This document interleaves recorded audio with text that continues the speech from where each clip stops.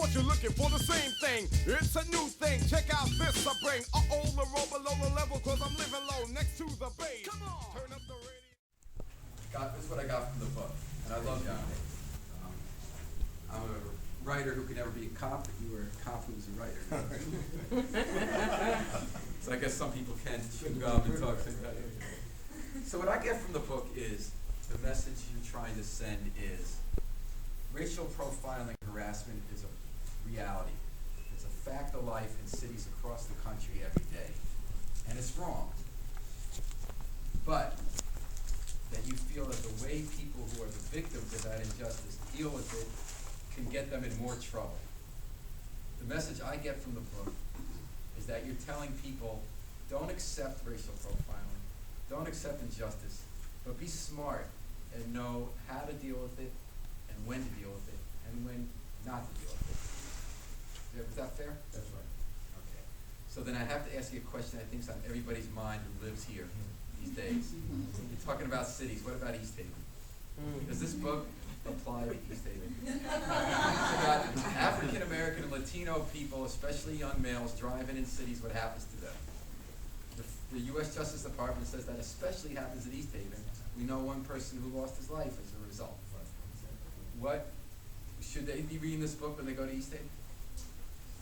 They should. There's one of the chapters in the book. It's called, I believe it's called 10 Years of Contemporary Policing. And in that chapter, we talk about the use of force and the definition of use of force according to the American definition as it relates to law enforcement. And in that chapter, I write about a series of what I consider to be some of the highlighted deadly shootings, which included Malik Jones, Quan Sander, Amadou Diallo, and as well as the Milford Franklin Reed shooting. The chapter doesn't really get too much into the shooting because I do not want the reader to lose focus and get too involved in what the shooting is all about. But the significance of all of the shootings were of unarmed African American males. And in many of the cases, with the exception of the New York Amadou Diallo shooting, most of them included African American males and white police officers. So it was really trendy, and it happened around the mid '90s on. What was really interesting was during the Malik Jones shooting, at that time I was a member of the Silver Shields, and I actually met The Silver Shield being the organization of black police officers Yes. in New Haven. Malik Jones lived in New Haven. He was driving in East Haven. He was tailed by a police officer into New Haven. Right. His car, he was not driving, he was in a lot.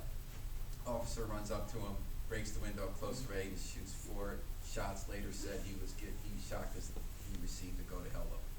Right. According to one of the reports. So the issue there was two big issues happening, obviously. On one end, you had a traffic stop in which the person did not stop.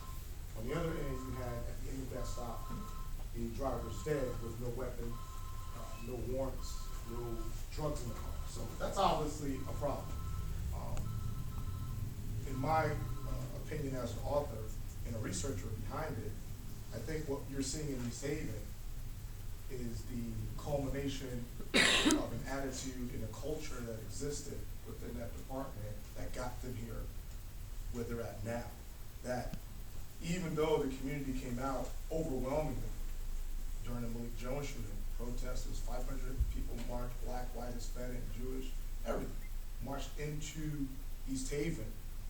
Even as they marched into East Haven at that time, and I was not one of the marchers, they were taunted on the side on the side of the streets by people who were in East Haven. I won't call them the residents. I'm not saying they're the residents, but they were people who were obviously in East Haven, and they felt comfortable enough to taunt the marchers, the protesters, the people who were concerned about this. It's an attitude that bred a culture, in my opinion, that over the years, now that culture just kind of like it seeped out. It seeped out.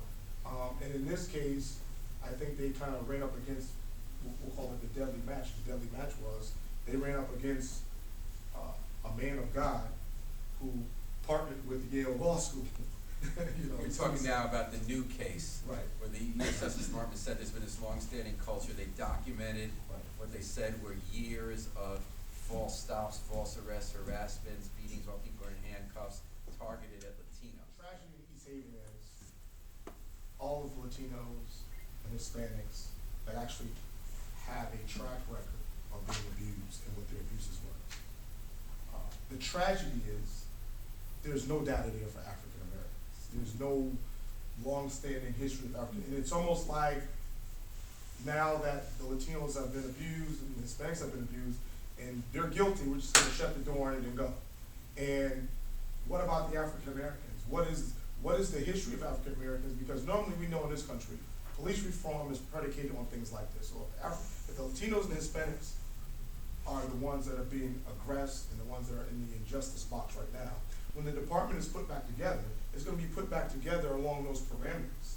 So all of the issues that affected maybe African Americans, gays and lesbians, Jews, Muslims, all different people that may have fallen in that same category, there's nothing, there's no data. So we still haven't gotten at the door to correct the problem. We've just exposed one aspect of what the issues are. Do you think, are you suggesting there was more concern because this group was Latino rather than African? No.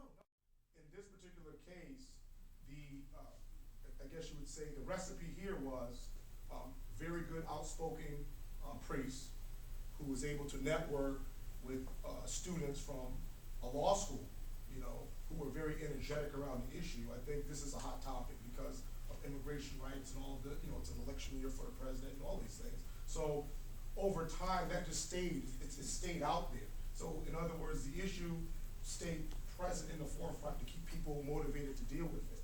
For the African Americans, it's not an issue. It's an issue for the African American community, but it's a dead issue in terms of the fight because there's no data. There's absolutely, positively nothing. All you have is obviously is the Malik Jones shooting, and other than that, there's nothing else that exists. They're claiming I'm a criminal, but now I wonder how. Some people never know. The enemy could be their friend guardian. I'm not a hooligan. I rock the party and clear all the madness. I'm not a racist.